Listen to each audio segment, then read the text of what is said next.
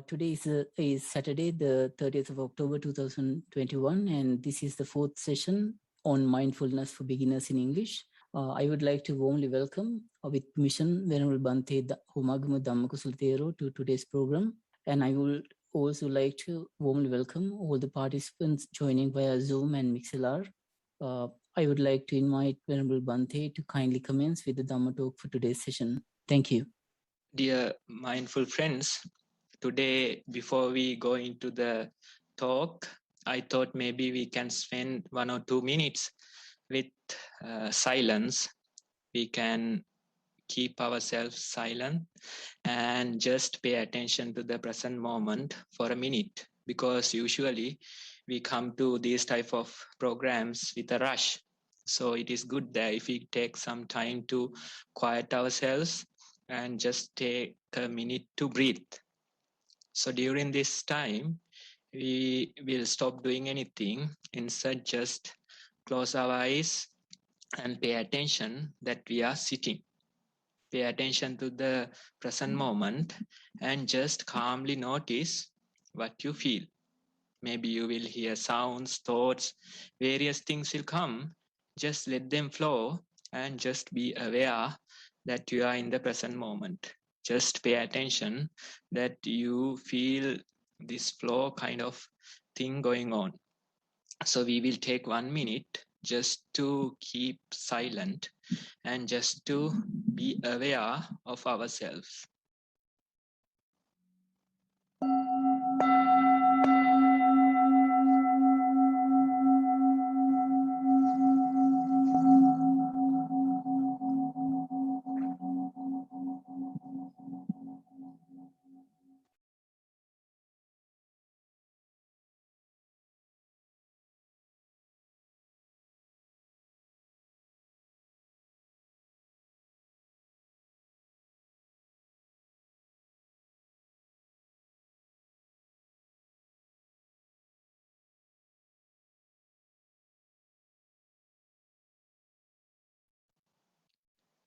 Okay, now you may open your eyes again. So 1 or 2 minutes we took just to clear our thoughts, make sure that we are in the present moment and just, being aware. So that's a good way to start a session, because it will help you to clear your thoughts and calm your mind. So with that, I would like to go into today's discussion. So today I thought of telling a story about a light bulb.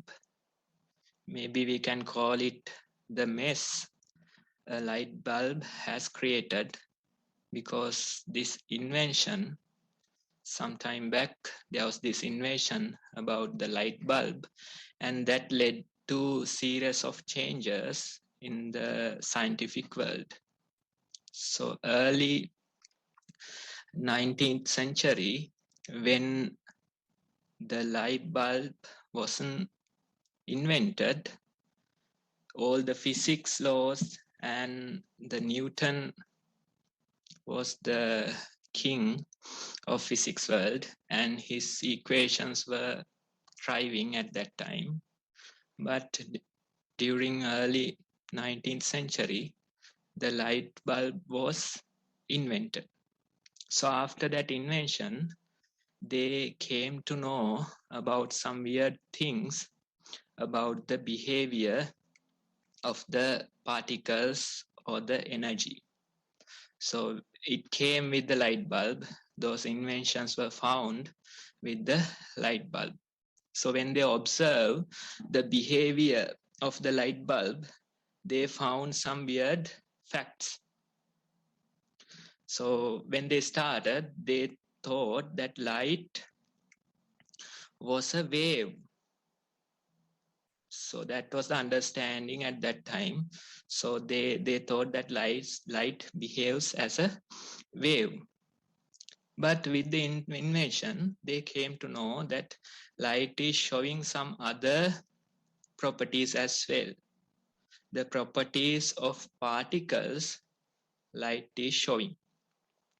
So they did various type of experiments to confirm these things, and more they experiment, they came to know that light shows both wave properties as well as particle properties. So that's one part of the story.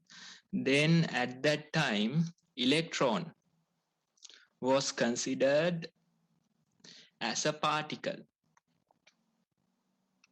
But some experiment led them to see that electron also shows some wave properties as well.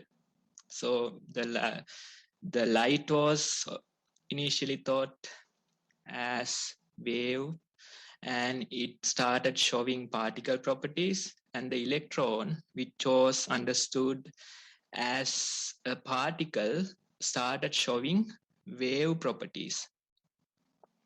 So this confusion came after so many experiments. So after studying this for so many years, they came to realize that they can't differentiate these small particles as waves or as particles, because they show both the properties. So they just wanted to confirm on this thing. So they came to know, they decided that one can never know where these tiny particles are until you measure them. In other words, if you say they are everywhere till you measure them.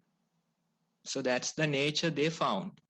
So it goes as a wave, but once you measure it somewhere, then it becomes a particle. So that's the discovery they did. So after some time, Niels Bohr, one of the leading scientists, he gave some interpretation which is called Copenhagen interpretation. And in that, he said that there is no solid reality. Instead, there is potential for reality. There is no solid reality. Instead, there is potential for reality.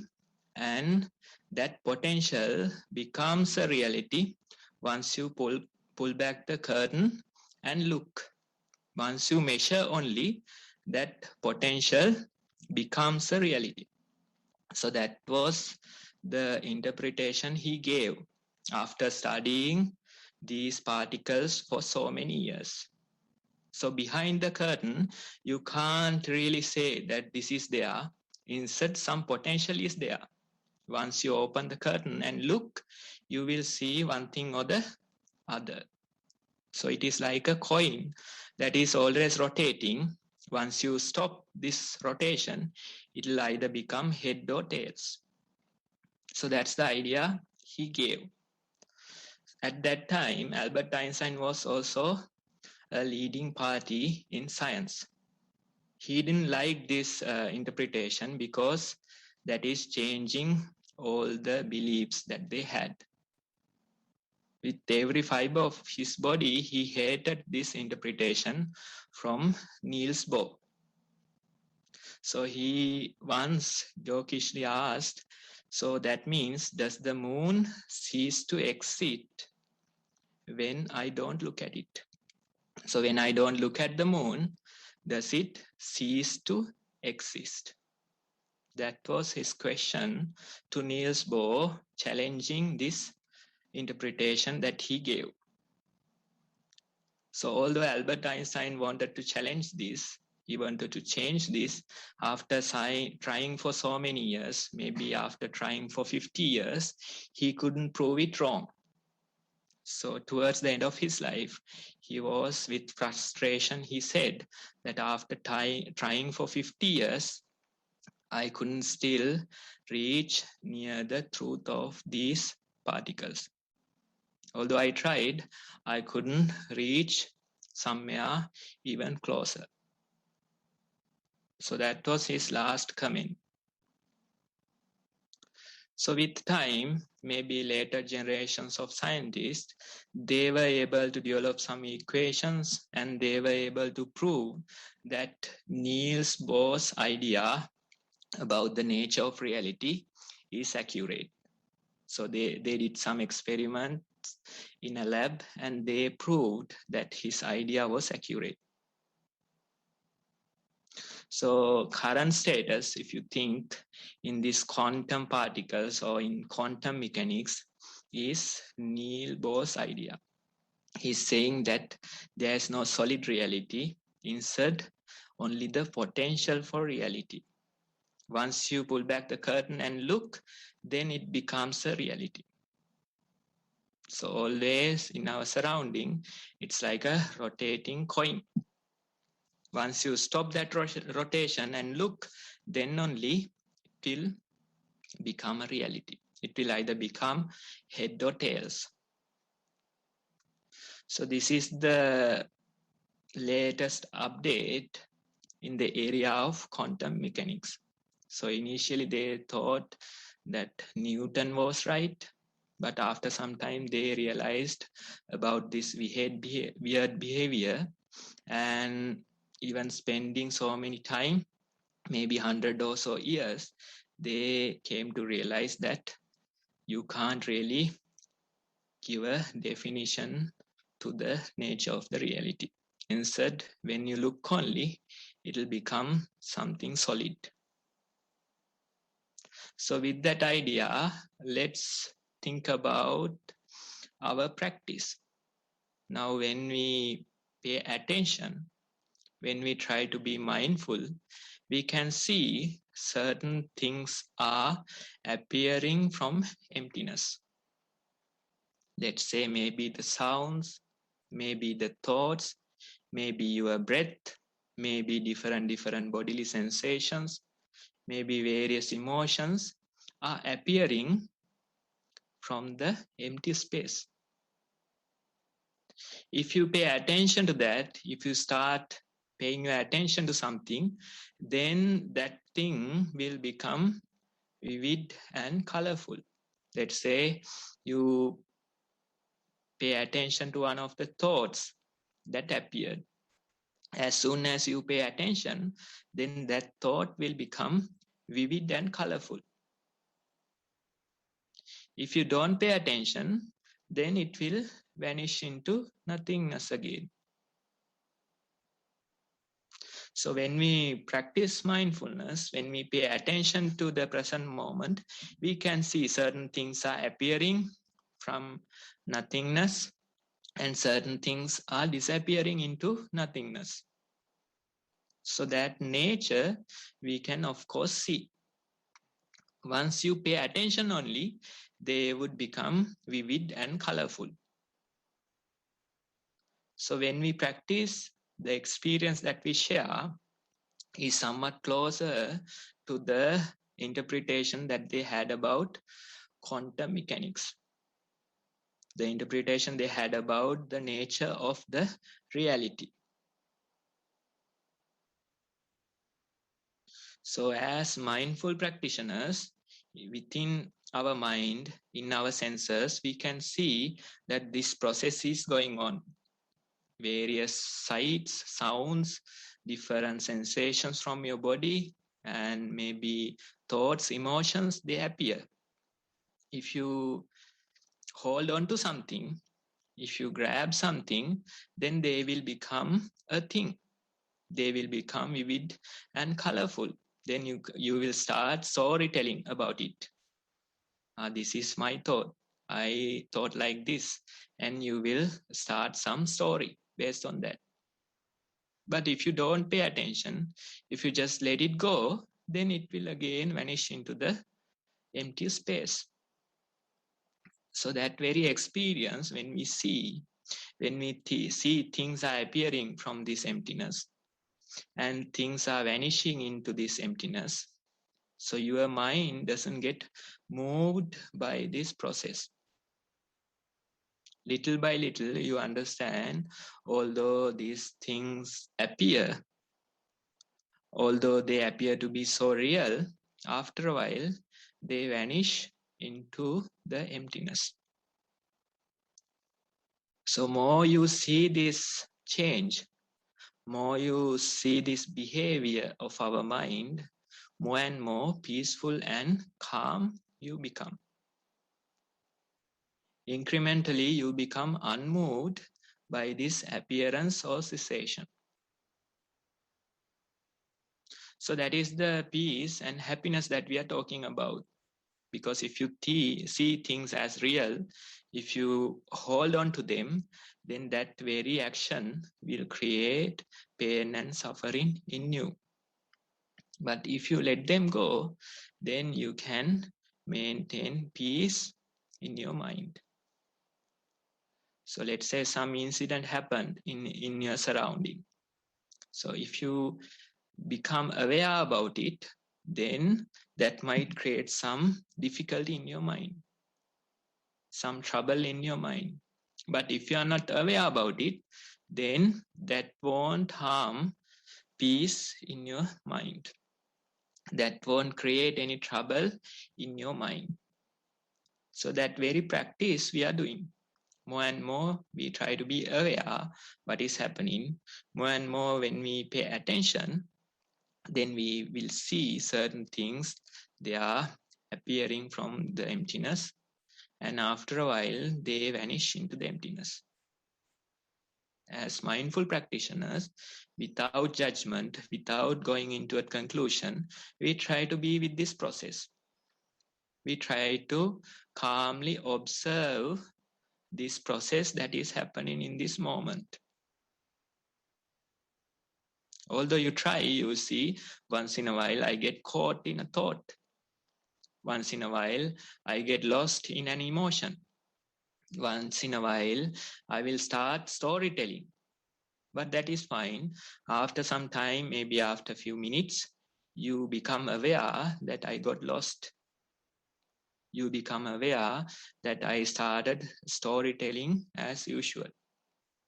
With that awareness, again, you can bring your attention back to the present moment. Again, you can bring your attention that these things are appearing and disappearing after a while. Again, you can start observing this process that is happening.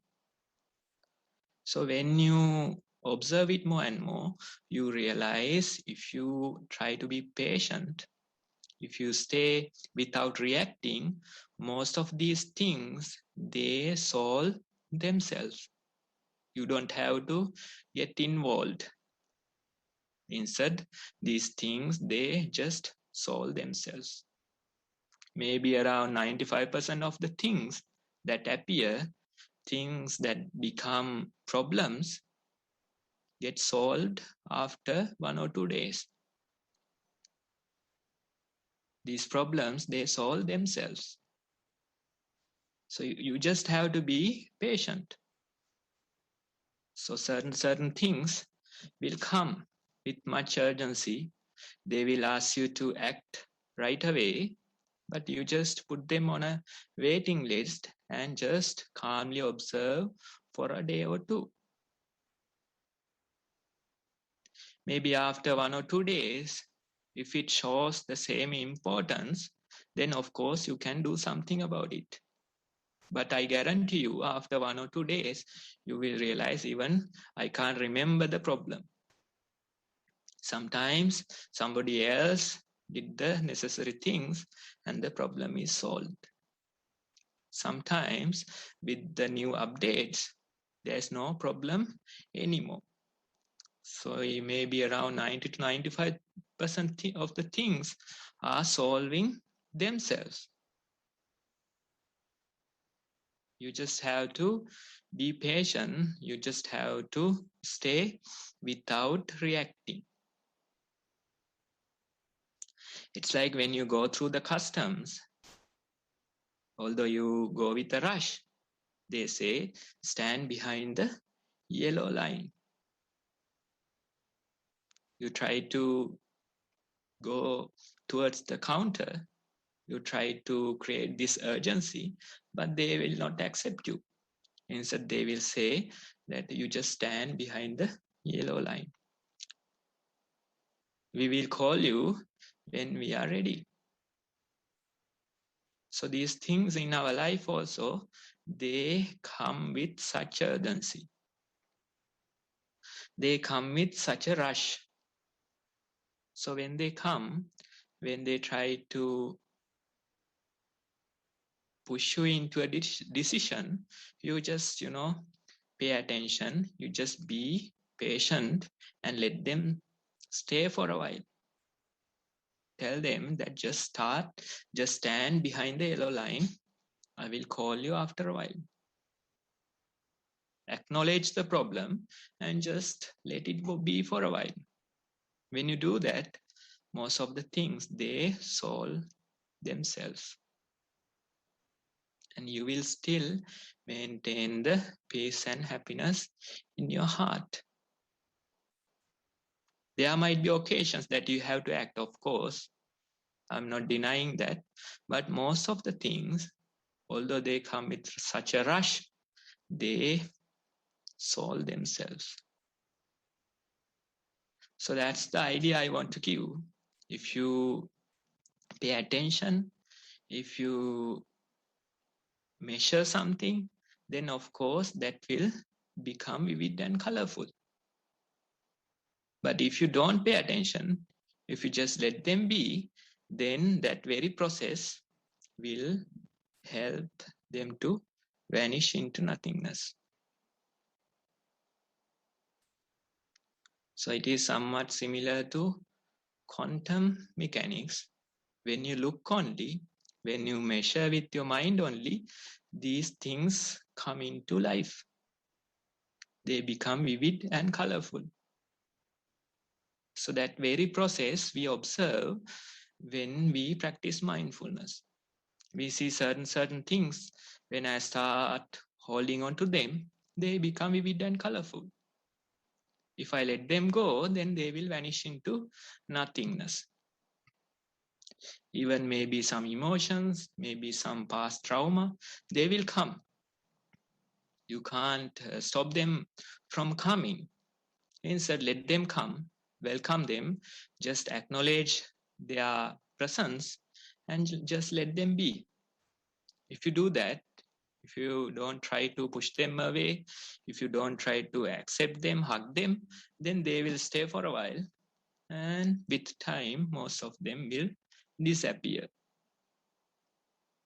So that very practice you can do throughout your day, starting from early morning till you fall asleep. You can just pay attention to the present moment. You can just pay attention to your mind and body and just observe. Maybe you will feel bodily sensations. Maybe you will feel certain feelings and emotions in your mind. Doesn't mind. We just be the observer. We just observe that these things are happening. We just observe that I am thinking these thoughts.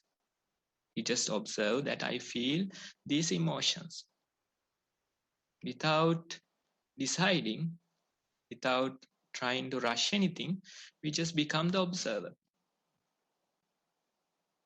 Even within a one day, so many things will appear, but after a while, they will disappear.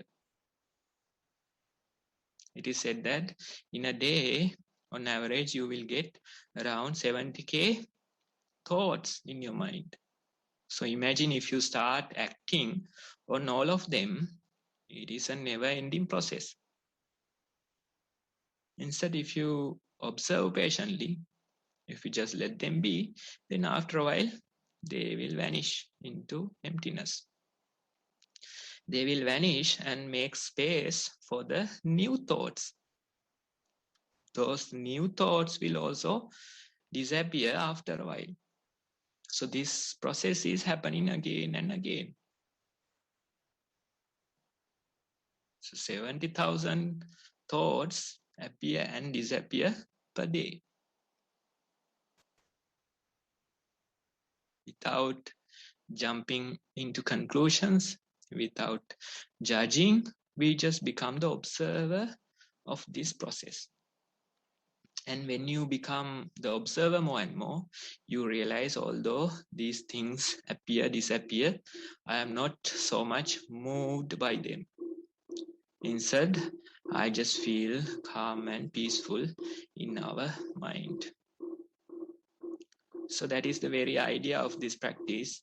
And although you hear my words, if you practice for a while, if you develop this quality in your mind, if you pay attention and try to be mindful, then you realize, you experience this on your own.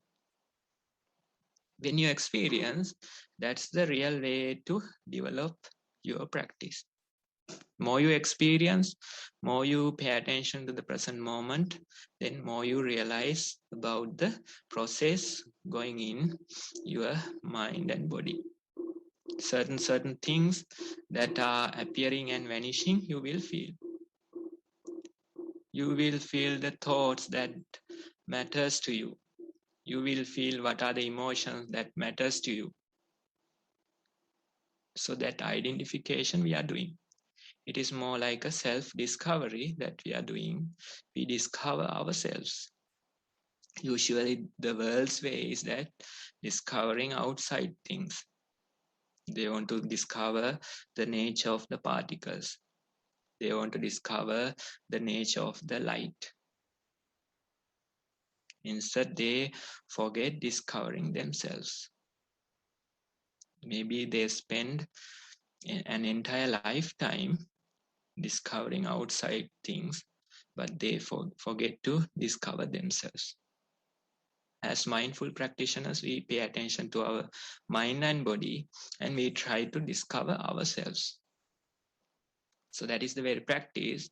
I hope I gave you some idea about the practice and how it relates to modern science, how this similar idea is there. So with that comment, I think we can end the talk and we can move to practicing part of our session.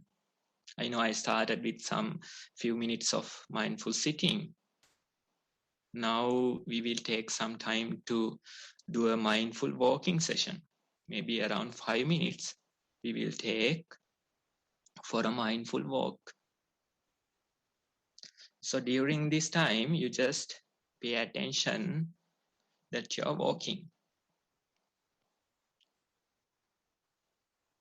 Make sure that you have some space, maybe around 10-15 feet. You just walk back and forth in that space. While walking, just pay attention what you feel. Maybe you will feel the ground. Maybe it is a tiled floor. Maybe it is a wooden floor. You will feel the sensations of the ground. Maybe you will feel how the weight is shifting from one leg to the other. Maybe you will feel which parts are touching the ground first. Maybe it is the heel that is touching. Maybe the toes. You just become the observer. You just pay attention. And when you do that, you will realize that my attention is going to thoughts, sounds, and the sights I see in the surrounding. That is fine. You just become aware and again bring your attention to the walking process. So that's the practice we are going to do. We will take few more minutes to be mindful that we are walking.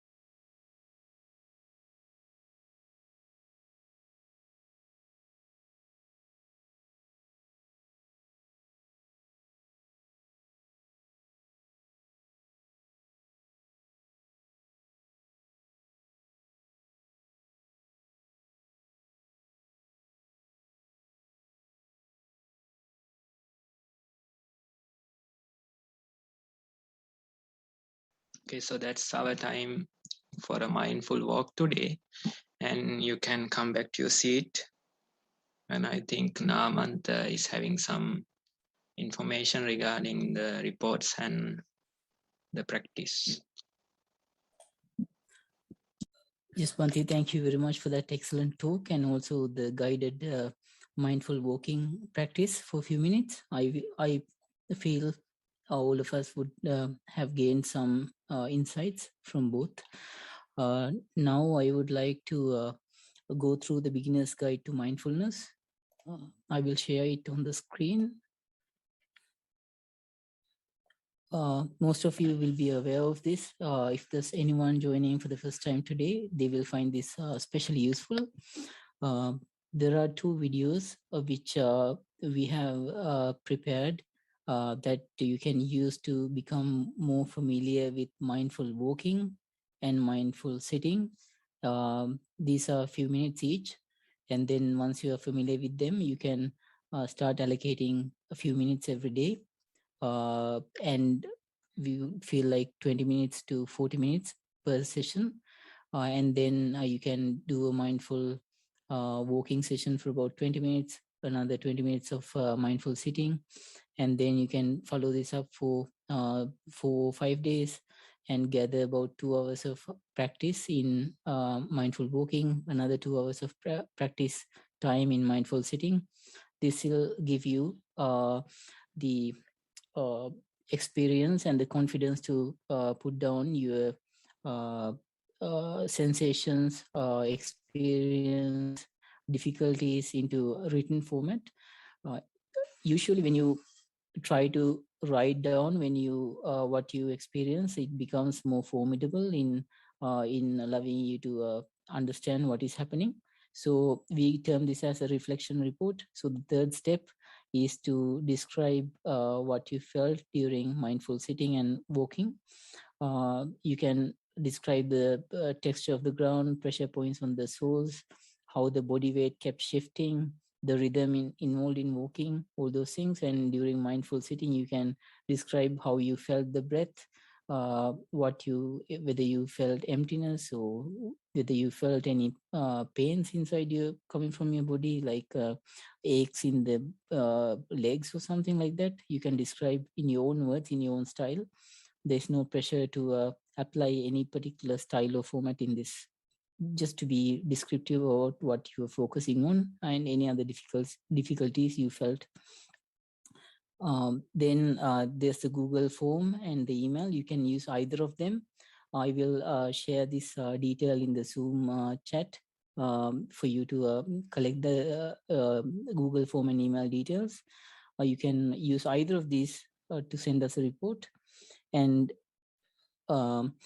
when you send us a report, we will we will present the report to Bhante, and Bhante will discuss and go through the report's contents and advise you on what to do next. And whatever you write and submit will be useful to you, and not just for you, for others in the session as well.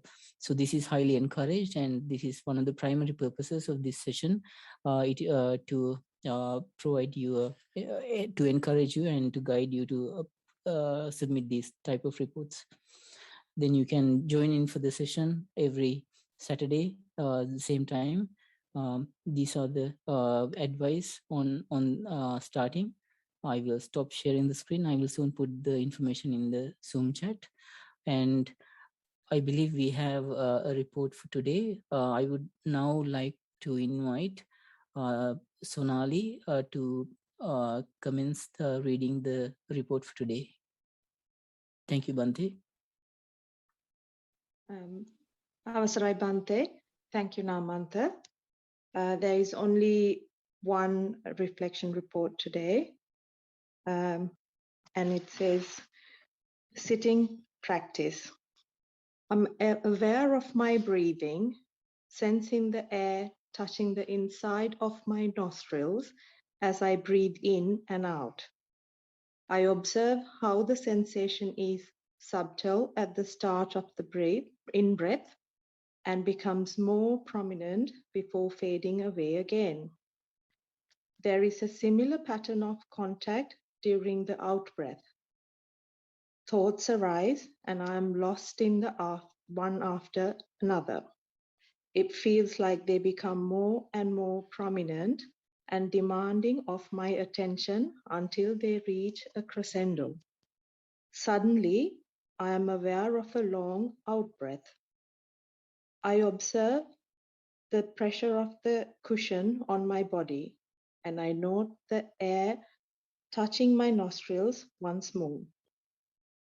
This return to being aware of the present moment feels incredibly calming, and I'm able to continue observing the breath until the end of my period of sitting practice. That's all, Bhante. Okay, so in your report, you have some valuable information about the observations. And when you observe the breath, you can feel how it is appearing, and then sensation becomes stronger, and after a while it fades away again. So that's the nature of the breath, and that's the nature of everything. Even the sounds, thoughts, they behave in the same nature. So when we observe breath, in a way we are observing the other things as well. The entire world is reduced to your breath, and when you observe breath, you are observing the entire world. So when you say world, when you say breath, it's the same thing. So you just observe the breath, and when you observe that breath, it feels like you're observing the entire world. The knowledge, the insights on your breath is insights on the entire world. So now you feel that thoughts are coming and they demand your attention. So most of the time you feel that you were lost in them, but still you could maintain your practice and you could bring your attention back to the breath again and again. So this very practice we have to do. So with time, you will see certain changes. Maybe you will feel that the power of the thoughts, the energy is getting more and more stronger. Maybe some past incidents, maybe some mental images, various things will come. Even your childhood trauma will come. So that is fine. You just practice again and again. So when you observe your breath, let's say during one sitting session, now you see how the breath is changing. In, let's say, one in breath, you can feel how the sensation is changing. It is like a graph that you are describing. This is how the breath is changing. Now, when you are able to observe your breath in such details, the next step would be to observe the change between one breath to the other. Let's say if you take the very first in-breath, then the second in-breath, then the third in-breath, then the fourth in-breath, how it is changing with time. Now in your report, you have information on in-breath, how it is appearing and how it is disappearing. What I suggest is that now you observe the changes between one in-breath to the other, one out-breath to the other. For that, you have to have very sharp mindfulness, and you have to be aware, be attentive more and more about your breath. And then only you can observe the change with time. Not only the change in a single breath, but change after a while, how the breath is even changing. So that observation, if you can report next time, it is some valuable information that you can give to the group as well as to yourself. So try and do this for a few days. When you sit, pay attention, make sure that you can be comfortable for a while, and you know how to observe the variation in a single breath. Now your task is to observe how this breath pattern is changing with time. Maybe first 10 minutes, there's no change. Then the breath starts to change like this. So that story, if you can tell, starting from the very beginning towards the end of your sitting, that is something very valuable. So although they appear similar, if you observe the change, there are so many details that is changing. Maybe the temperature will change, maybe the sensations, the intensity will change. So you have to observe, and you have to tell the group that I tried to observe my breath for a while, and this is the change I felt. This is how it was when I started, and this is how it was when I ended. So that information, if you can give us next time, that's a valuable opening to the next part of your practice. Thank you very much, Bhante, for that excellent reply. And thank you, Sonali, for reading out the report. Now, since we do not have any other reports for today, I would like to invite anyone who has questions on their mindfulness to voice out their questions so that Bhante can help you further. You can raise the Zoom hand and I will unmute your microphones. I can see that Gihanta has raised hand. Yes, Gihanta, you can speak now. Thank you. Thank you very much, Namanta. Thank you very much, Bhante. My question is, for a number of years, I have been meditating, but my meditation has been irregular. And what I have noticed is that sometimes when I get very busy in life, maybe because of work or family responsibilities, my mindful practice takes a hit. I can go back to it, but what would you encourage me to do so that I can have a more consistent mindfulness practice, even when life gets extremely busy? That's my question. Okay, let me ask you a question. Now, when you say hit on your practice, can you explain it a little bit more? Yes, Bhante. So what I mean by that is, say I get extremely busy at work because of pressure there or some deadline, or maybe life gets very busy at home because of family activities. I am not able to stick to my commitment. So I make a commitment to say, okay, I will meditate, half an hour every day or something like that. I continue that for some time, but when life gets extremely busy, I am not able to prioritize that time for the meditation. So that is what I meant by a hit.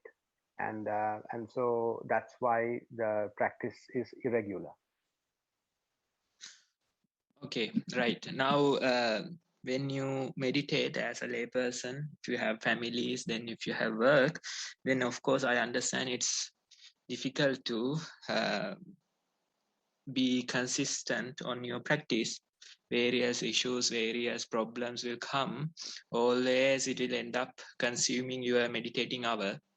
So that's the usual way most people experience that.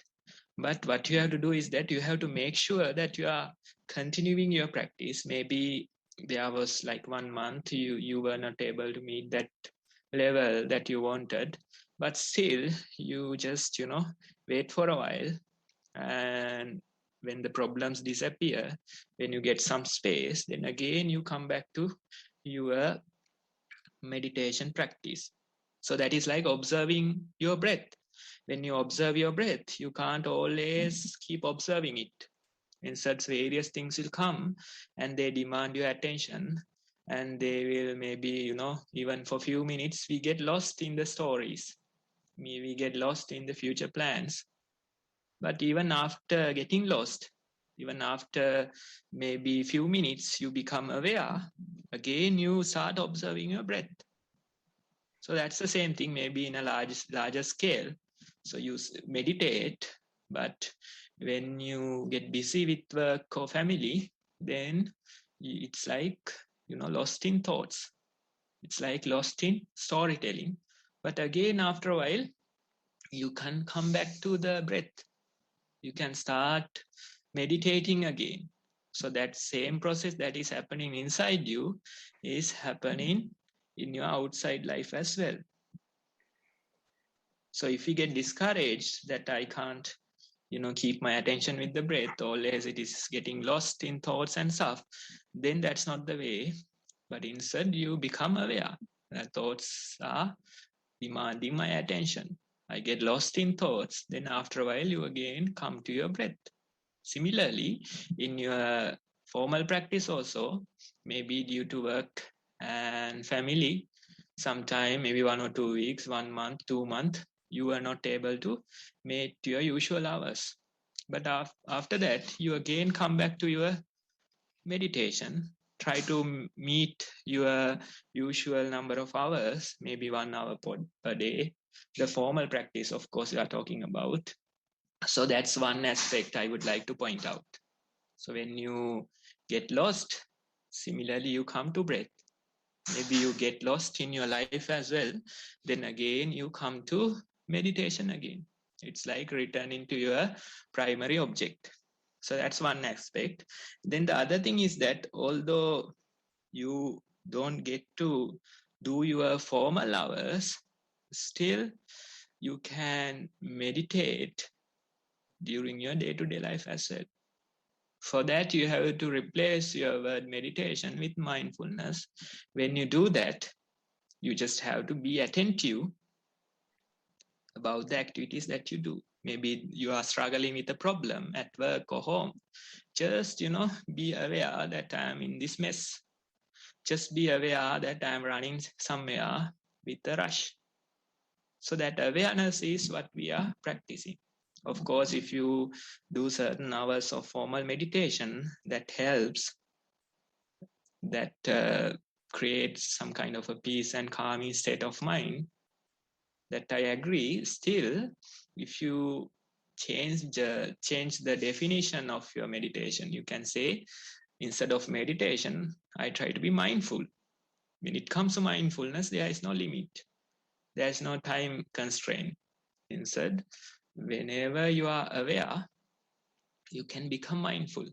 You can become attentive to the activity that you are doing.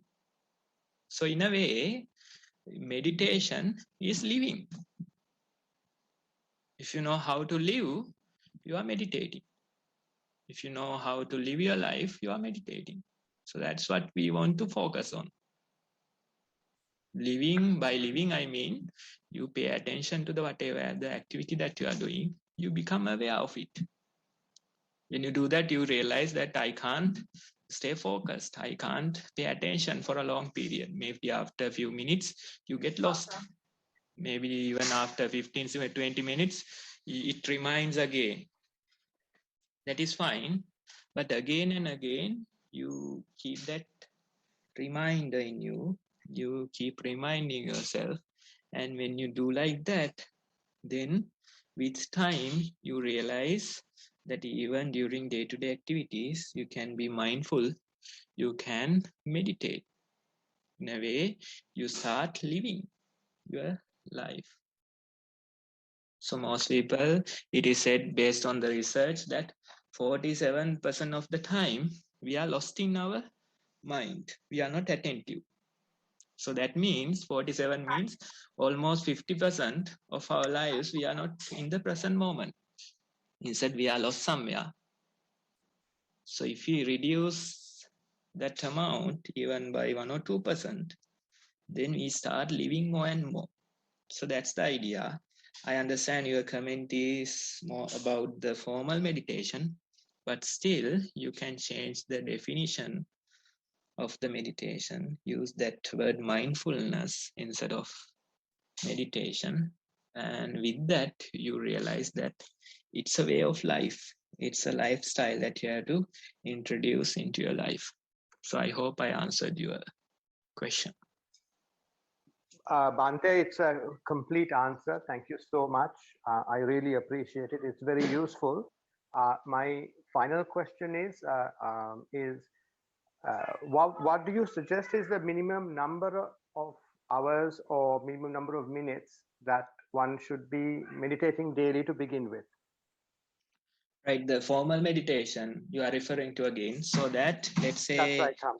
Yes, so let's say for a beginner, if you can start with 20 minutes, that's enough. as a starting point. And some people, they find it difficult even 20 minutes. So when I say 20 minutes, I mean 20 minutes of sitting and 20 minutes of walking practice. So even, let's say you can't do that even, then start with like 5-10 minutes. Every day increase by 1 minute. So today you do 5 minutes, tomorrow you do 6 minutes of sitting, and 5 minutes of walking, tomorrow 6 minutes of walking. That like that you increase by 1 minute daily. So after 1 month, you realize that I am at 30-40 minutes per day. So increasing by 1 minute, it's not difficult. So that way we have to, be skillful, and we have to achieve a certain level. So if you can achieve 1 hour of sitting and walking, that means 2 hours per day. That's a good level. More the better, of course, I know. But at least like 2 hours, if you can meditate for a formal meditation for day, then it's a good level. Ante, thank you very much. I'm very grateful. Thank you. Thank you, Bhante, for that very descriptive answer to Gihanta's question. It's a question that I also come up once in a while. Now I would like to invite Sonakshi from Sri Lanka to raise her question. She's 10 years old child from Sri Lanka. Sonakshi, you can speak now. Thank you.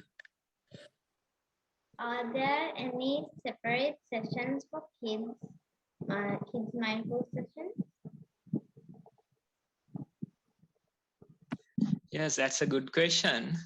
We have certain sessions, especially one comes to my mind, which is on Thursday, starting from next week. And it is a Satipasala for kids. And it will be around for 2 hours, start at 7:30 p.m. Sri Lankan time, and 2 hours program. So if you have contact with Namanta, then I can send him the details, maybe within few days, and you can start joining that. Thursday, 7:30 p.m. onwards. Does that work for you? Yes, Bhante, thank you. Okay, so I will forward the details to Namanta within like few days. Starting from next week, you can join. Okay, thank you. All right, thank you for that, Bhante. And are there any other questions for Bhante on mindfulness? Bhante, I have a question. Can I ask a question? Yes. Sometimes I feel when I focus on the present moment, that it is very hard for me to decide I'm going to do 1 hour of mindful walking. It is like I'm focusing for few minutes in a very a narrow time span. I'm used to it by now from practice. So to think I can stay like this or that for about 1 hour seems to be difficult, more difficult than when I began. This is something I felt that is happening when I review whatever I was doing in the last 2 months or so. Is that a normal thing, Bhante, or am I doing something wrong? When you say narrow time span, what do you mean? Like you are focusing too much, or is it? Possibly. Some of my work do involve multitasking, fair bit of multitasking. Maybe I'm used to very shorter span of attention at the moment. It is like very hard to tell myself I can do this for 1 hour. Even a normal, like something like watching a movie or something, it's a bit hard to watch that for 1 hour. Even mindful walking, it's the same thing. It's like my mind is too precisely adjusted to small time compartments. That's what I felt. Okay, so I think you are referring to your mind jumping from one thing to other, and you can keep attention for a long period. Attention span is shorter, it feels like, based Yes, on your Bhante. comment. So That's fine. Now, when you think that you have to pay attention to one particular object, then that's the origin for your question. But if you think being attentive to the present moment, being aware of the things that are happening in the present moment, that is always multitasking. So the sounds are there. Now it just started raining. So I can't get rid of the rain. No. So the sounds are there.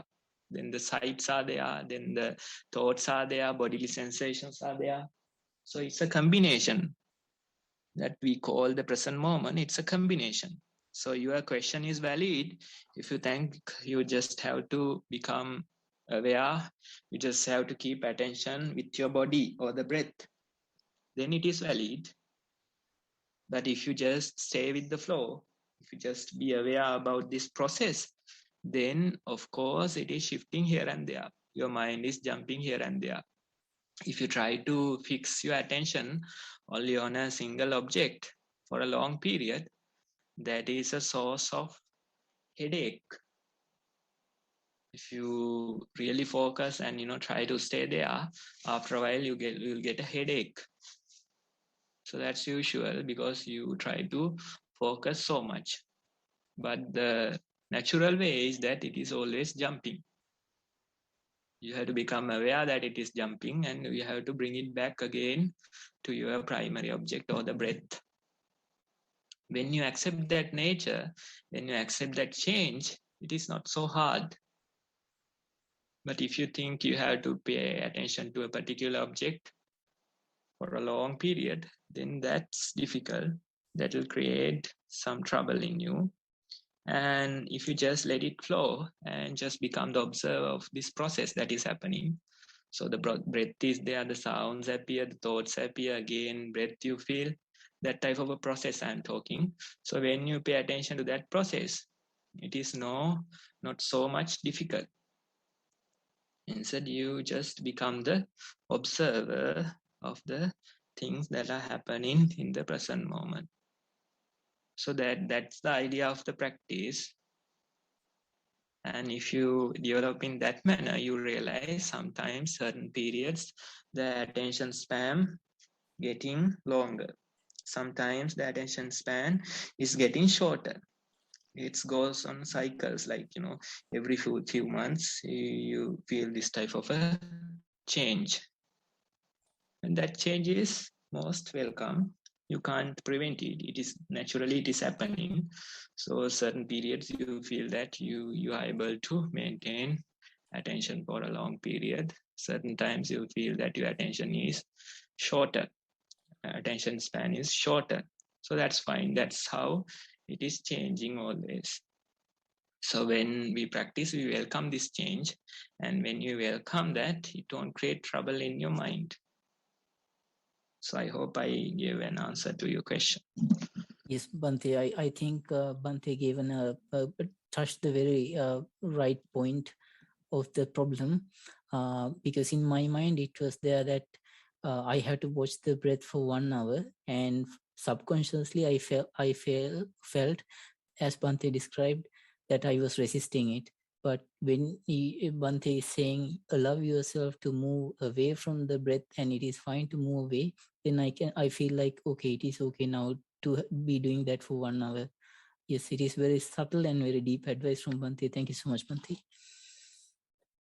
Since there are no other questions for today to be raised for Bante to advise on, I would like to end the session for today. So I would like to thank Venerable Bante from Nissarana Vanaya Forest Monastery for joining the program session today and committing time and effort and providing valuable and rare insight to all of us, so that we can sum up the courage to start practicing mindfulness as a dedicated practice, and then also to utilize the insight to develop ourselves further in mindful activities or mindfulness. And I would also like to thank all those who joined from Zoom and Mixlr.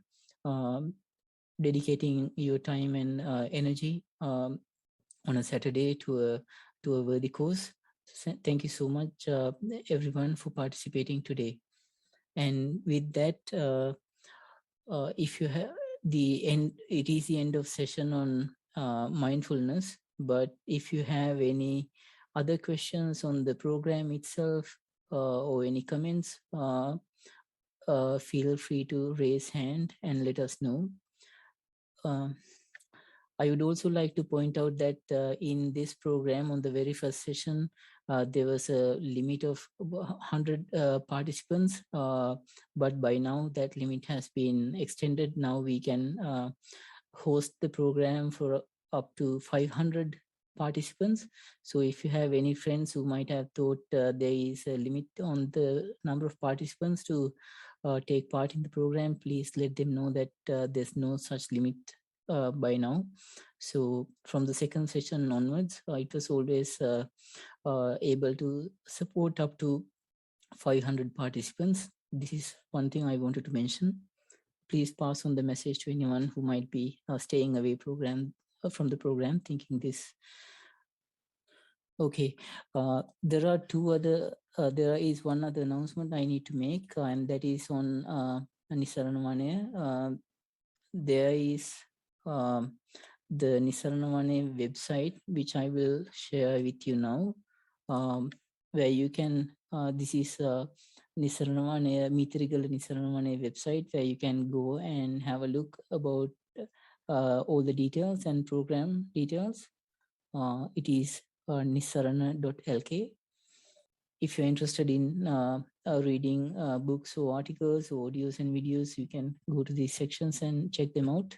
And then this Satipasala, this is having the master trainers program and various other activities for children as well, intended for children, and also for teachers of mindfulness. You can go onto the website and familiarize yourself. There could be programs that you can be taking part in. So with that, I believe we can call it an end of session for the fifth session on mindfulness for beginners in English. We are conducting every Saturday. The purpose of this program is to dedicate time and energy from busy schedules to develop more and more mindfulness into our life. So I would like to encourage all of you to make a great effort in achieving this objective. I wish all of you a mindful week ahead, and let's meet up next weekend on Saturday again to proceed further in the talk and the questions. And if you have any questions or reflection reports, please forward them to the details, the email and the Google forum, which we have sent you. Thank you, everyone. I will end the session now.